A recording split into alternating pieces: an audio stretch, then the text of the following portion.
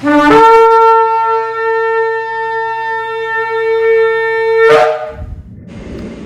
Shalom, está la congregación Beit Pilares del sector Candelaria en Arecibo, está la Roa y la doctora Marisa Rivera. Hoy estamos celebrando la fiesta de Sukkot, la fiesta de las cabañas. Estamos contentos porque estamos reunidos celebrando dos fiestas, Shabbat y la fiesta de Sukkot. ¿Dónde encontramos ese precepto para nosotros hacerlo? En Levítico 23, capítulo 23, versículo 34, donde dice: habla a los hijos de Israel y dile, a los 15 días de este mes séptimo será la fiesta solemne de Sukkot a Yahweh por 7 días. En Devarim 16:13, que dice: las fiestas solemnes de Sukkot harás por 7 días cuando hayas hecho la cosecha de tu era y de tu lagar.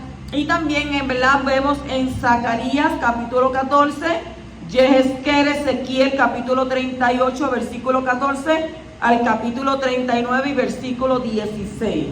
Y vamos a ver por qué celebramos Sukkot y qué es lo que significa Sukkot, ¿verdad? Sukkot generalmente traducido debe decir como santuario, o la fiesta de las tiendas, la fiesta de las cabañas, y se celebra durante 7 días desde el 15 al 21 de Tishri.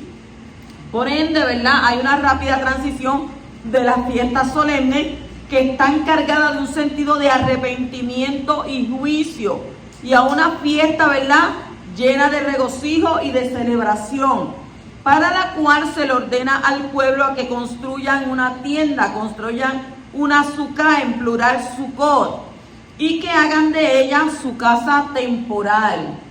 La Torá relaciona la sukkah, la tienda, ¿verdad?, con las habitaciones temporales que los israelitas vivieron en el desierto y luego de que salieron de Egipto en camino a la tierra prometida, donde usted ve eso en Levíticos capítulo 23 y versículo 42. Nosotros salimos, ¿verdad?, esta semana pasada, antipasada, de ser un Yom Kippur, y de Yom Kippur estamos pasando, ¿verdad?, a Sukkot. Y esto no es coincidencia que este mismo periodo marque el inicio de la construcción de la Sukkah de Yahweh y el Mishkan y el santuario en el desierto. Shemot 25, 8 al 9. Le voy a estar dándole muchos textos, te los anota y luego los verifica con su palabra, con la davar, con la escritura o como usted, ¿verdad?, le dice. En Shemot capítulo 25 versículo 9, la palabra santuario en hebreo es la palabra Mishkan.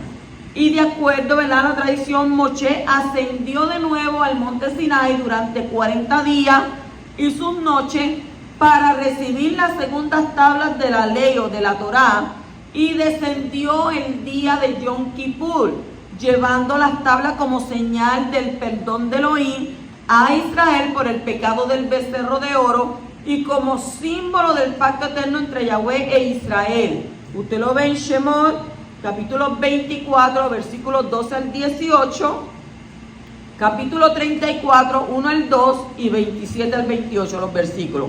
Entonces, al día siguiente, Moshe delegó las instrucciones de Abba para construir el Mishkan, para construir el santuario, para construir una morada. Y el material necesario para construir esta estructura portátil fue recolectado durante los días que precedían a Sukkot, y en esa fecha se comenzó la construcción del Mishkan o santuario, según Shemot, Éxodo capítulo 35 y 36, 1 al 7. ¿Por qué se construyó este santuario? ¿Qué dice la Torá? La Torá habla en Shemot capítulo 25 versículo 8, dice: y harán un santuario para mí y habitaré en medio de ellos.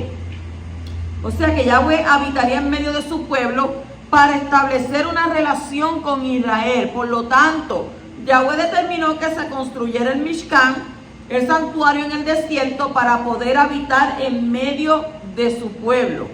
Entonces, la Sukkah, y había una nube de esplendor. La Sukkah nos trae la memoria, ¿verdad?, las nubes de esplendor que cubrían a Israel cuando atravesaban el desierto en camino a la tierra prometida. Todos estaban allí conscientes de la protección divina que Yahweh le otorgó a Israel durante esos años tan difíciles. Como dice, ¿En qué? En Éxodo capítulo 13, versículo 21. Y Yahweh iba delante de ellos de día en una columna de nubes para guiarlos por el camino, y de noche en una columna de fuego para alumbrarles, a fin de que anduviesen de día y de noche. O sea, Yahweh deseaba que se construyera el santuario en el desierto, porque él quería habitar en medio de ellos, según Shemot 29, versículo 44 al 45. Y en un sentido espiritual, este santuario físico fue dado por Yahweh para mostrarnos y que entendamos que Él desea habitar en medio de nosotros, en medio de su pueblo. ¿A través de qué? De Ruach HaKodesh, según la Primera de Corintios, capítulo 6, versículo 19, Segunda de Corintios, capítulo 6, versículo 1. Y las nubes representan, ¿verdad?, a los creyentes en Yeshua, según Hebreos capítulo 12, 1 y Apocalipsis 1, 7. Vamos a ir atando tanto la Tanakh como el Brit Hadasha. En estas fiestas de Sukkot tiene varios nombres, ¿verdad? Número 1 le dicen la época de nuestro regocijo. Época de nuestro regocijo. Número 2 le dicen la fiesta de recolección. Número 3 le dice también la fiesta de las naciones. También le dicen la fiesta de la dedicación. Y por último, la fiesta de las luces. Entonces, ¿cómo nosotros podemos entender Sukkot, la fiesta de las cabañas?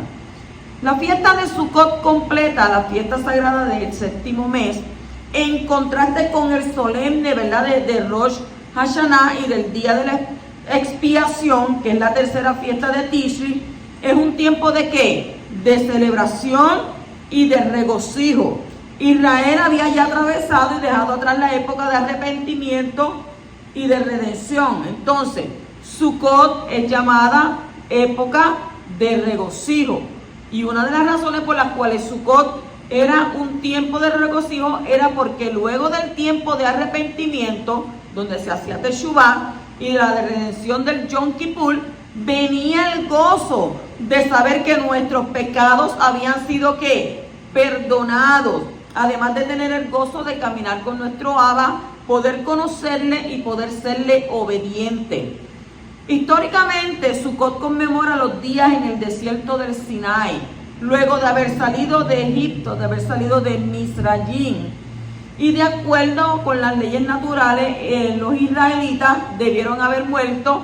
En cambio, ¿qué hizo Abba? Les brindó su protección divina. O sea que proféticamente, Sukkot es la fiesta que nos enseña sobre el reino mesiánico y el gozo de estar en ese reino. Como lo mencionamos, ¿verdad?, con anterioridad, la palabra hebrea Hag viene de la raíz hebrea Shakar, que significa moverse en círculo, marchar en una procesión sagrada, celebrar o danzar. El regocijo experimentado en la fiesta de Sukkot era tan grande que llegó a conocerse por el nombre de solamente la fiesta. Y tú le dices, vamos para la fiesta. ¿Hay qué fiesta? Hay una fiesta. Pues entonces, ¿qué? En los círculos no judíos, Sukkot es conocida también por el nombre de la fiesta de las cabañas. La palabra santuario, que se refiere, ¿verdad?, a las moradas temporales, que es precisamente el propósito de la Sukkah. Y la Sukkah o la tienda simboliza la necesidad que tiene el hombre de depender de Yahweh. ¿Ven? ¿Para qué? Para su necesaria provisión de alimento, agua y techo.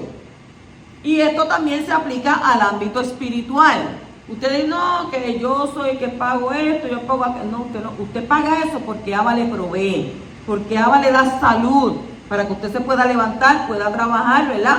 Porque también la Escritura dice que aquel que no trabaje y que no coma. O sea, no queremos vagos, queremos gente que trabaje de verdad.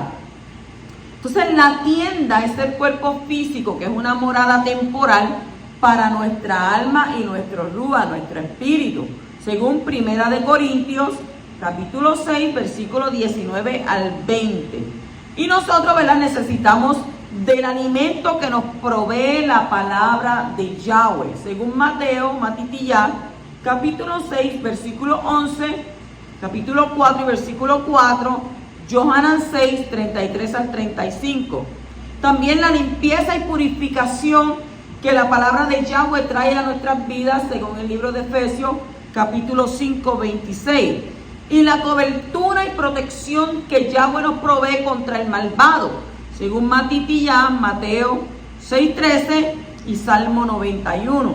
Entonces, Yahweh cubre todas nuestras necesidades físicas, así que si le buscamos espiritualmente, según Mateo, Matitiyah 6, 31 al 33.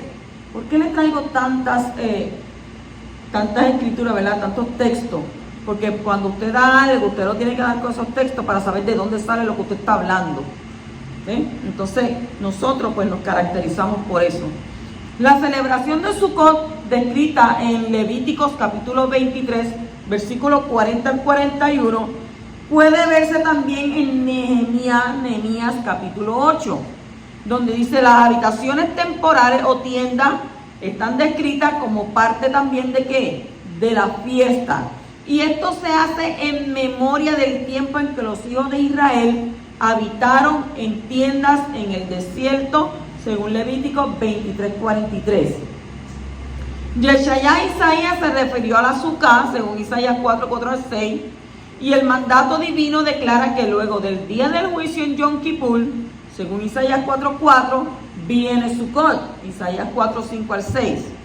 En Devarim capítulo 16, versículo 13 al 15, ¿qué se nos ordena? Se nos ordena que nos regocijemos en este día. ¿Cuántos están contentos? Estamos contentos porque nos regocijamos en este día, el día de Sukkot. Entonces, una Sukkah es una habitación temporal. En Primera de Reyes, capítulo 8, versículo 27, en la dedicación del Mishkan, del templo de Salomón, durante la fiesta de Sukkot, Salomón hizo la siguiente pregunta: ¿habitará Elohim en la tierra? Y las escrituras dicen que Yeshua se hizo ¿qué? Carne y habitó, hizo ¿qué? Sukkah entre nosotros, según Yohanan 1:14. Y él vino a la tierra en su primera venida y habitó entre los hombres temporalmente. Todos saben que él vino una vez y que viene una segunda vez. Él vino como que, la primera venida vino como siervo sufriente, pero en la segunda va a venir como un rey triunfante. ¿Cuántos dicen amén? Amén. Entonces, la cubierta de la Sukkah nos trae a memoria el tiempo en que Yahweh protegió, guió y mantuvo a los hijos de Israel en el desierto. La experiencia en el desierto es una imagen del milenio, ya que existía un ambiente sobrenatural para el pueblo en el desierto. Y esa cubierta consistía en una nube. Usted lo puede ver en Éxodo, Shemot, capítulo 13, versículos 17 al 22, el capítulo 14, 16 al 20, el capítulo 16, versículo 10. Le estoy dando todos estos textos para que vean de dónde lo dice. Capítulo 19, 1, 9 y 16. Capítulo 24, 12 al 16. Capítulo 40, 1 al 2, versículo 35 al 38. Entonces, esta representa, ¿verdad?, espiritualmente a la inmersión en la nube, según Primera de Corintios 10, 1 al 2 y Hebreos 6, 1 al 2. Y la nube constituía un techo o protección durante el día y una columna de fuego por la noche, que representaba calor, representaba luz y representaba protección. La nube era vista como una jupá, un dosel matrimonial, ¿verdad? Cuadrado, como una jupá. En Daniel capítulo 7 y versículo 13 está escrito: he aquí, con las nubes del Shamaim venía uno como un hijo de hombre.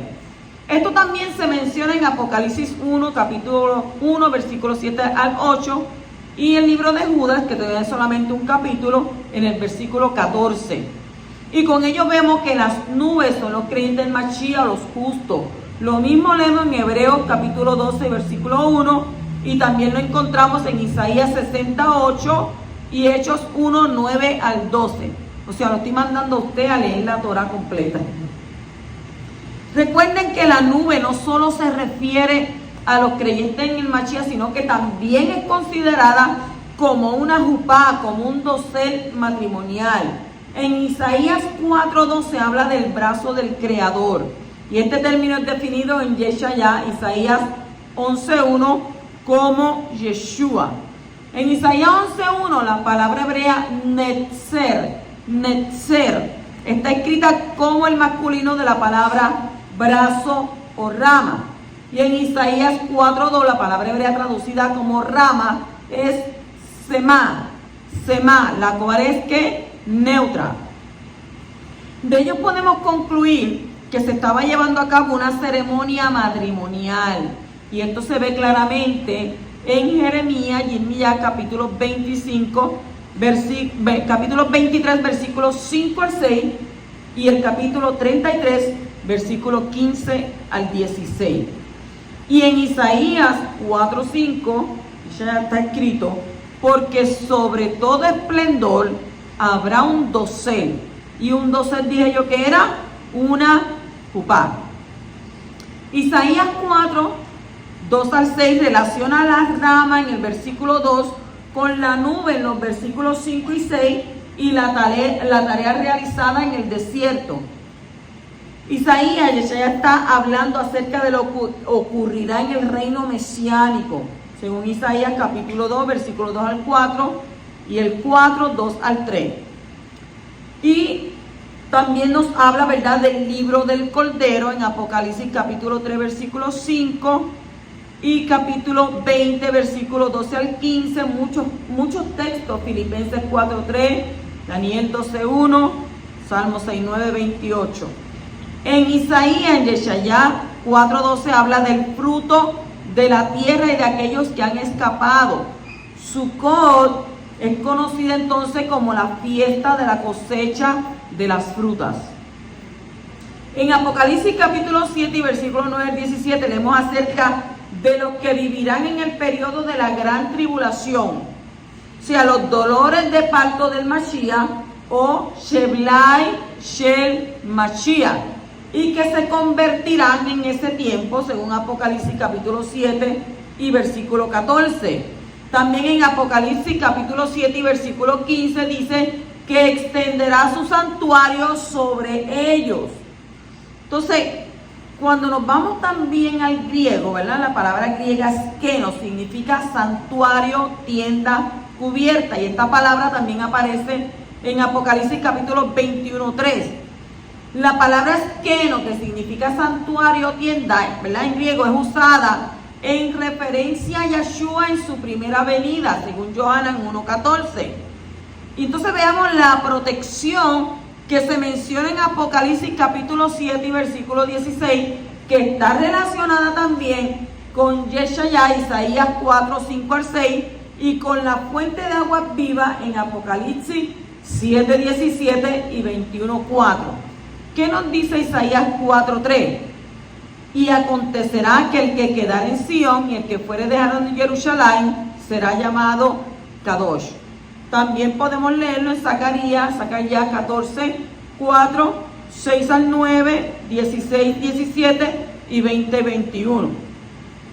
Aquellos que son llamados Kadosh para el Adón en Zacarías 14:20 son los mismos que son llamados Kadosh en Isaías o Yeshaya 4:3. La nube en el desierto es llamada entonces la nube de esplendor, y la experiencia en el desierto representa una futura era mesiánica, el milenio. ¿Para qué fue construida la Sukkah? Para enseñarnos a nosotros acerca del reinado de 1000 años del Mashiach, la era mesiánica, el milenio o el Atil Labó, como es conocido en la escatología hebrea. ¿Cómo entonces nosotros entendemos este significado, verdad, de santuario o de Sukkah? La palabra hebrea para santuario, ¿verdad?, dijimos que es Sukkah, y que significaba ¿qué? Tienda, choza, cubierta, pabellón o carpa. Y esta palabra, ¿verdad? Que hablamos de la palabra esqueneo, que significa también tienda o choza. Con esto en mente, espero que hayan entendido todo esto que le he hablado, vemos entonces ahora el contexto en que la palabra santuario es usada en el Brit Hadasha o en el pacto renovado.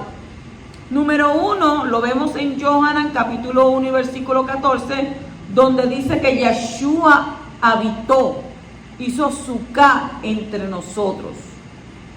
En segunda de Kefas, el número 2, segunda de Kefas capítulo 1, versículo 3 al 14, dice que Kefas dijo que su cuerpo era un santuario. En segunda de Corintios, capítulo 5 y versículo 1 al 5, el Shaliach Shaul nos dijo que nuestros cuerpos eran santuarios terrenales, eran Mishkan. Número 4, Hechos, capítulo 7, versículo 44, Hebreos 9, 2 al 8, también nos dice que el santuario de Moshe era una tienda de habitación. ¿Ven? Vamos, ¿qué? Viendo dónde aparece lo del santuario. El número 5, Hebreos 1, del 1 al 8 al 9. Abraham, Isaac y Jacob vivieron en tiendas, vivieron en carpas. Número 6, Hechos 15 al 16 y Amós 9, 11. Dice que el santuario de David era una tienda o una habitación. Y este santuario también era el Mishkan de Salomón, según Primera de Reyes, capítulo 5, 2 al 5, 8 y 1 al 21. Número 7, Yohanan 7, 2, 27 al 29. También dice que Yeshua entró al Mishkan, entró al templo en la fiesta de Sukkot. O sea que nuestro Mashiach también celebraba la fiesta, porque él no vino a abolir la Torá, él vino a cumplirla. Número 8, en Hebreos capítulo 8, versículo 1 al 2, y Apocalipsis 13, 6, 15 al 5, dice que la Torá menciona acerca de un santuario celestial, y dice que este santuario celestial bajará a la tierra, a la Aretz, según Apocalipsis capítulo 21 y versículo 1 al 3. En el número 9, Hebreos 9:11, dice que Yeshua era el verdadero santuario de Elohim. La tienda o la suká era una habitación temporal, al igual que nosotros. Nosotros tenemos un cuerpo temporal, porque aquí no nos vamos a quedar. Históricamente se ha usado ¿para qué? Para que el pueblo recuerde su salida de Egipto, de Misrayim, tal como está descrito en Levíticos capítulo 23 y versículo 42 al 43.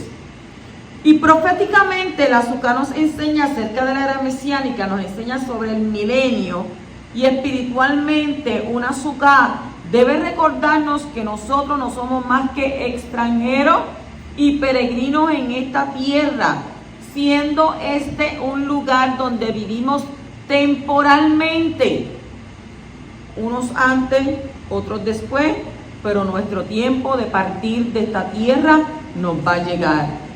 Que usted diga, ay, yo no me quiero morir todavía porque yo todavía no he hecho todas mis metas, todo lo que yo... Una meta tuya tiene que ser, mira, en el reino espiritual. ¿Por qué? Porque tú no viniste aquí para tú hacer tesoro, porque dice, donde el orín y la velá y la polilla corrompen, sino hacer tesoro, ¿en dónde? En los Shamayim.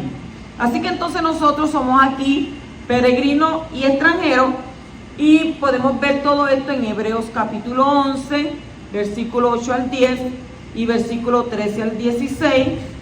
Lo verás en Bereshit 23, 3 al 4 y 47, 9. Primera de Crónicas, capítulo 29, versículos 10 y 15. Salmos 39, 12. El 119, 19. Y Primera de Kefas, Primera de Pedro 1, 17 y 2 al 11. Muchos textos, ¿verdad? Pero lo que yo estoy hablándole a usted, a través de estos textos, usted lo puede corroborar en la Torá, en las Escrituras. para que no digan que, ay, que dijo y que no dijo, pero nunca supe de dónde lo sacó. Pues ahí son todos esos textos. Para el creyente en Yeshua, nuestro cuerpo físico es un santuario temporal, como hemos venido hablando. Cuando venga el Mashiach, entonces vamos a recibir una nueva habitación celestial, un cuerpo de esplendor, según 1 Corintios, capítulo 15, versículo 39 al 44, y el 51 al 57. 2 Corintios 5, 6, 1, y 1 Tesalonicenses 4, 15 al 18. La Torah nos dice a nosotros que cuando venga el Mashiach, nosotros vamos a ser transformados. Los que estamos vivos, los que están caminando por ahí, vamos a ser transformados en un abrir y cerrar de ojos. Hago un pico, un abrir y cerrar de ojos. Eso, mire, así de rápido, así de fácil. ¿Por qué? Porque también sabemos que los que están muertos en Mashiach, esos van a ser primero resucitados. Pero si usted está vivo, ¿qué va a pasar? En un abrir y cerrar de ojos. Y va a recibir entonces, ¿qué? Un cuerpo, ¿qué? Inmortal. Y este cuerpo físico, donde usted siempre me duele aquí, me duele allá, tengo esto, tengo aquello, ya no va a haber eso, ya eso no va a existir. Porque vamos a comer del árbol de la vida. ¿Cuántos quieren comer de ese árbol? Del árbol de la vida. Ahí nos van a dar, ¿verdad? Donde dice que las naciones van a ser, ¿qué? Sanadas. También le dicen, ¿verdad? La fiesta de la recolección, Sukkot, es la fiesta de la cosecha del otoño. Da inicio el día 15 del mes hebreo de Tishri y termina el día 22 con la celebración, ¿verdad?, de Shemini Atzeret o Simchat Torah, también conocido como el octavo día, el día del regocijo de la Torah, el día donde danzamos con la Torah y estamos contentos, estamos felices. ¿Por qué? Porque esa es la palabra que nuestro Abba nos dio. Entonces, como las otras fiestas de peregrinaje, Sukkot tiene un componente agrícola. Marca la fecha de la cosecha, la última recolección de los frutos antes de la llegada del invierno. Y por tanto también es llamada Hag HaAsir. Hag HaAsir, la fiesta de la recolección. ¿Dónde está escrito eso? En Éxodo, Shemot 23:16, que dice la fiesta de la cosecha a la salida del año, cuando hayas recogido los frutos de tus labores del campo. Sukkot también es el que se recoge, ¿verdad?, el producto, los árboles frutales y los viñedos. Por eso cuando nosotros hacemos la jucá, simbolizamos, ¿verdad?, poniéndole guineo, poniéndole limones, poniéndole cosas, porque son, ¿verdad?, frutales. Los graneros, las máquinas trilladoras y las presas para vino, el aceite de oliva también están usándose al máximo en ese tiempo en su capacidad. Y las semanas y meses de trabajo, sudor invertido en el suelo, finalmente son ¿qué? Son abundantemente recompensados. El granjero se encuentra feliz y satisfecho. Sin duda, por ello es que Sukkot es la época ¿de qué? De regocijo. Y aunque los tres peregrinajes son tiempos de regocijo, Sukkot está diseñada específicamente como Seman Simchatenu. Seman Simchatenu, que significa un tiempo de regocijo. También en esta fiesta hacemos Ushpisim, ¿verdad?, como parte de Hanasat Orehim, el mitzvah, el mandamiento de la hospitalidad. O sea, que existe una costumbre de invitar un Ushpisim. Ushpisim es un huésped simbólico. ¿Y cada día para qué? Para unirse a la familia de la celebración de Sukkot. Como mencionamos antes, Sukkot es también llamada la fiesta de recolección, y Yeshua nos dijo que la cosecha representa el final del tiempo, el Olam Hazeh. Y esto lo encontramos en Matipillá, en Mateo 13:39, Apocalipsis 14:15 y Joel 3:13. La cosecha se refiere en específico a las personas que aceptaron al Mashiach Yeshua en sus corazones y en sus vidas, según Matipillá 9:35 al 38. Lucas también lo dice en el capítulo 10 y versículo 1 al 2. Johanan 4, 35 al 38 y Apocalipsis 14, 14 al 18. Yahweh estará llevando consigo a los judíos y no judíos que hayan recibido al Mashiach también en sus vidas, porque la mayoría de las personas en la tierra no han aceptado a Yahshua en sus vidas y se encuentran en el valle de la decisión, según Joel capítulo 3, versículo 13 al 14. La Torah dice que hay personas que comienzan por el Espíritu y terminan por la carne. ¿Por qué nos dice eso? Porque aceptan a Mashiach públicamente, yo creo en Mashiach como que es el Hijo del Elohim Altísimo, y luego cuando comienzan a estudiar pensamiento y cosas de otras fuentes, entonces terminan negando al Mashiach. O sea, empiezan por el Espíritu y terminan por la carne. Entonces, qué triste es eso, ¿verdad? Que tú conoces personas que aceptaron a Mashiach, están contentos con eso y a lo último que pasa, se encuentran con una decisión que no saben qué hacer. Entonces, ¿cuál es tu decisión? ¿Aceptas tú al Mashiach Yahshua en tu vida o no lo aceptas? ¿Cuánto lo aceptan? No acepto en mi vida. Entonces, Jeremías se lamentaba por las personas que no formaron parte de la cosecha, según Jeremías capítulo 8, versículo 18 al 22. Y en Jeremías 8:20 está escrito: pasó la siega, terminó el verano y nosotros no hemos sido salvos. Aquellos que acepten al Mashiach experimentarán el verdadero Sukkot durante la era mesiánica, durante el milenio. Tanto Yahudí como no Yahudí van a participar en el reino mesiánico. ¿Por qué? Porque allí también estarán importantes personajes. ¿Va a estar quién? Abraham, Isaac, Jacob, Yosef, Moshe, Aarón, David. Todos van a estar allí. Entonces también habrá personas mortales, es decir, aquellos que pasaron por el periodo de los 7 años de tribulación, los dolores de parto del Mashiach o Sheblai Shel Mashiach, y que aceptaron a Yahshua en sus corazones y vida. Y experimentaremos un gozo inmenso en la era mesiánica cuando estemos con el Mashiach. La gente piensa que viven aquí y ya se acabó. La Escritura nos habla de un juicio, tanto convertidos como no convertidos, para que usted me entienda, porque ya esa es la palabra que aceptaron, pero tantos aquellos que aceptaron a Mashiach como los que no quisieron aceptar a Mashiach, no le quisieron reconocer. Todos estaremos pasando por el Pequín, por ese tribunal. Y ahí dice que la palabra establece que cada palabra que salió de tu boca y que cada obra hecha por ti será traída en ese día para ser juzgado. Y ese día se va a abrir ¿qué? El libro de las memorias y el libro de la vida. Ah, pero ¿cómo que un libro de las memorias? Sí, todo lo que tú haces es anotado. ¿Cómo va a ser? Pues por supuesto que sí. Porque ¿cómo usted sabe sobre eso? Nos vamos al libro de Job, donde dice que cuando los Malak vinieron ¿de qué? De estar ¿qué? En la tierra, dice que juntamente con ellos vinieron ¿quién? ¿Quién vino? El Hasatán. Vino el Hasatán ¿para qué? Para acusarte. Entonces pues quiere decir que aquellos Malak que fueron delante de Yahweh fueron a llevarle pues Maritza, pues este día hizo esto, hizo aquello, hizo lo otro, dijo esto, dijo aquello, dijo... Y usted dice, wow, pero nadie había llevado un diario de mi persona como los Malak lo llevan.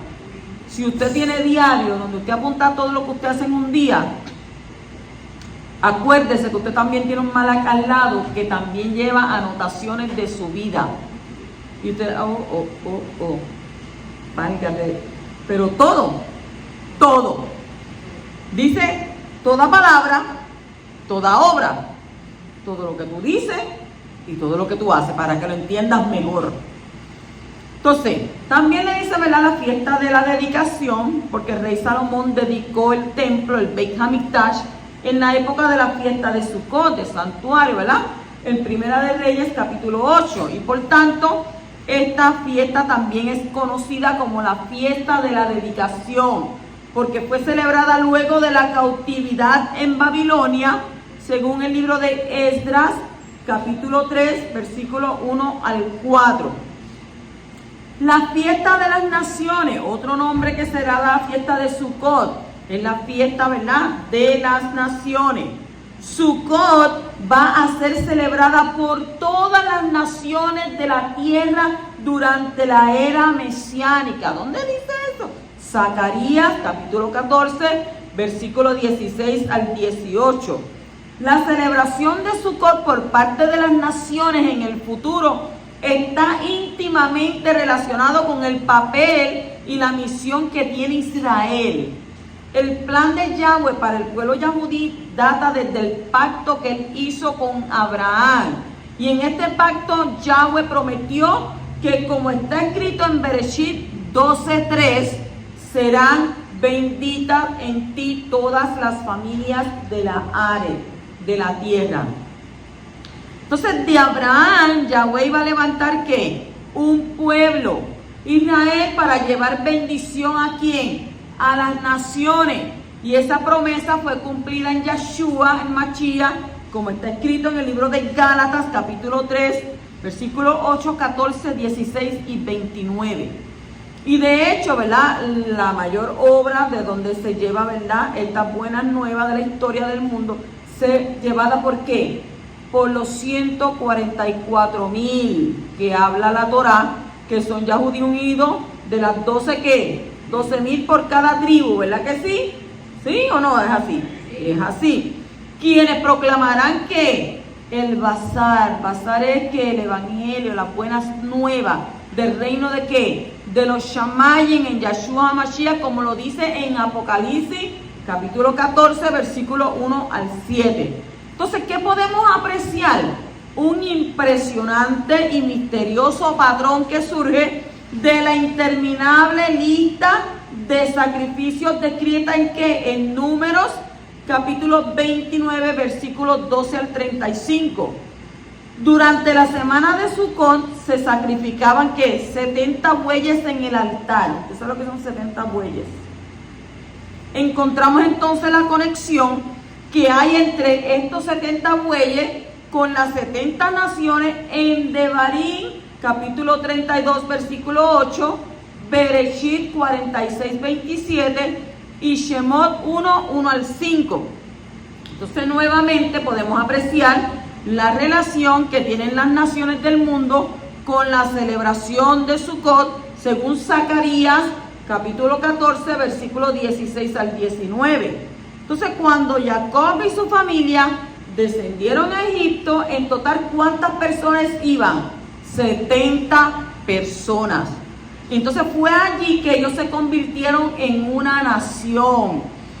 Las naciones del mundo están asociadas con la fiesta de Sukkot, lo cual refleja en lo descrito, ¿verdad?, en Primera de Reyes, capítulo 8, versículo 41 al 43, cuando Salomón dedicó el templo, el Beit HaMikdash, durante Sukkot. Y por esta razón, esta fiesta también es llamada la fiesta de las naciones. Hay otro hecho, ¿verdad?, fascinante acerca de los sacrificios durante Sukkot, y es que a la hora de agrupar o contar las ofrendas, los números resultan siempre divisibles por 7. Durante esa semana se llevan a cabo 182 sacrificios, o sea, 70 bueyes, 14 carneros, 98 ovejas. 182 dividido entre 7 da exactamente 26. También están las ofrendas encendidas de 336 décimas de efas de harina, que es 48 por 7. Eso usted lo puede ver en Números, capítulo 29 y versículos 12 al 40. Entonces, pues no es coincidencia que esta fiesta de 7 días, llevada a cabo en el séptimo mes, tenga impreso en su sacrificio el número perfecto. ¿Cuál es el número? 7. 7 días en el séptimo mes. Ese es el número perfecto. Entonces, Sukkot es una representación del gozo que se experimentará en el reino mesiánico, en el reinado de 1000 años del Mashiach. También el número 7 está relacionado con el Shabbat, que también es que igualmente considerado como el símbolo del reino mesiánico. El Shabbat cae en el séptimo día de la semana. Aunque Yahweh desea redimir a todas las naciones, aquellas que no se vuelvan a Yahweh serán juzgadas. La gente dirá, ay, esto parece como un cuento de hadas. No es un cuento de hadas, no es una historia, esto es una realidad. El que no puede bregar con esta realidad y tiene negación dentro de sí, que no puede aceptar a Mashiach, que no puede creer que va a venir un Mashiach, usted entonces está bien mal de la cabecita. ¿Por qué? Porque usted no está viendo lo que nuestro Abba está dejado en su palabra, que Él va a venir ¿a qué? Va a venir a juzgar las naciones. Entonces, no van a recibir lluvia, según que Zacarías 14, 1 al 9, 16 al 18. O la lluvia los destruirá como maldición. Ezequiel 38, versículos 22 al 23. Y por esta razón, la porción escritural que se lee tradicionalmente en este día de Sukkot, que nosotros ya la leímos, es Zacarías 14 y Ezequiel 38, 14 al 39, 16. Las 4 especias se llaman Arba Minin. Arba Minin. En Levíticos 23, 40 está escrito: y tomaréis el primer día ramas con fruto de árbol hermoso, ramas de palmera, rama de árboles frondosos y sauce de los arroyos, y os regocijaréis delante de Yahweh vuestro Elohim por 7 días.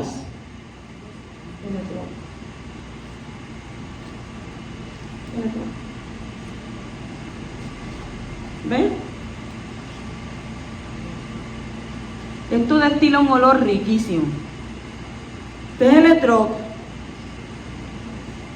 el mirto, el sauce y la palmera. Lo que estamos leyendo según capítulo 23 de Levítico, capítulo 23, versículo 40. Estas 4 especies también son conocidas como lulab y etrog. ¿Ven? Lulab y el etrog, que son ramas de palmera y de sidro. El fruto del árbol hermoso es interpretado, ¿verdad?, por los rabinos como referente a un etrog, que es un sidro como si fuera un limón. La rama de los árboles frondosos, que es esta, y sauce de arroyo, como un lulab, que es una rama permanente, ¿verdad?, una rama de palmera. Y hadasín, que es el mirto, arabot, que son los sauces respectivamente. El mirto huele riquísimo, al igual que el etrog. Y anoche estuvimos hablando referente a todo esto, ¿verdad? Cómo eran las personas según este lulab. No se sabe con certeza si Sukkot, santuario, era celebrado en forma regular durante el periodo del primer templo del Beit Hamikdash. Sin embargo, al regresar del cautiverio en Babilonia, Nehemías escribió que desde los días en que Yehoshua llegó a la tierra de Israel hasta sus días, los hijos de Israel no habían construido las tiendas de Sukkot, según Nehemías 8:17. Pero a partir de los días de Nehemías, en el periodo del segundo templo del Beit Hamikdash, esta fiesta fue celebrada. Cada uno de los participantes llevaba un etrog o un sidro, que es la fruta cítrica esta amarilla, que es parecida a un limón, pero dice que es más dulce y es aromática, huele riquísimo. Y esto representaba el fruto del árbol hermoso mencionado en Levíticos capítulo 23 y versículo 40. Cada uno también tenía que llevar ramas de palmero, tenía que llevar mirto y tenía que llevar sauce. Y las 3 ramas se sostenían, ¿verdad?, con la mano derecha, dice, y el etrog con la izquierda. Y eran llevadas para ser mecidas, dice, hacia el este, al sur, al norte y al oeste, arriba y abajo. Y dado que la rama de palmera o la lulab, miren, esta es la rama de palmera, era la más firme, esta es la más firme y sobresaliente de las 4 especies, Esta ceremonia era conocida entonces como la mecida del lular. Cuando uno hace esta mecida, uno dice Baruch atah Yahweh Eloheinu melech haolam asher kideshanu bemitzvotav tzivanu al netilat lular. Bendito eres tú, Yahweh, nuestro Elohim, Rey del universo, que nos has separado, apartado y nos ha enviado, ¿verdad? Nos ha encomendado el recitar sobre la lular. Entonces, como parte de la fiesta de recolección, se recolectan las ramas de palmera, del mirto, del sauce, y son tomadas, ¿verdad? ¿Para qué? Esto lo dice, usted dice, ¿y de dónde dice eso? Eso lo dice en Levítico 23, capítulo 23, versículo 40. Y un cuarto también elemento que recolectamos es el etrog, que representa a los gentiles o creyentes no yahudí. Y estas 4 especias son utilizadas en esta ceremonia de Sukkot. En Devarim 16:14 dice que el etrog también representa al extranjero. El extranjero es el gentil que se ha unido al pueblo de Israel, según Efesios capítulo 2, versículo 11 al 13.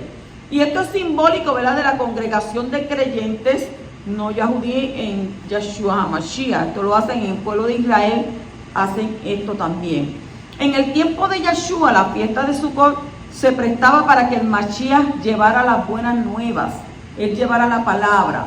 Y la lluvia, el pitar de la cosecha, e Israel siendo una tierra árida, aprecia la lluvia como una bendición de Elohim.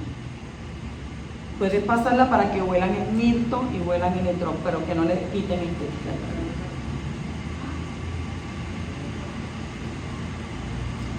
La lluvia juega un papel importante, ¿verdad? En esta fiesta de Sukkot, la ceremonia de la fuente de agua tenía un significado muy especial dadas sus implicaciones agrícolas. La lluvia representa el Ruach HaKodesh y el derramamiento de agua señalada en el día que Yahweh enviará su Ruach sobre toda carne, según lo predicho por el profeta Joel, capítulo 2, versículos 28 al 29. El agua en este versículo significa el derramamiento del Ruach de Elohim. ¿Por qué? Vamos a leer en Isaías 12:3, usted lo va a ver. Porque se conoce por el nombre de derramamiento de agua. ¿Por qué? Porque a causa del derramamiento del Ruach HaKodesh, según lo que está escrito, dice: sacaréis con gozo agua de las fuentes de salvación. Como le dije, Isaías 12:3.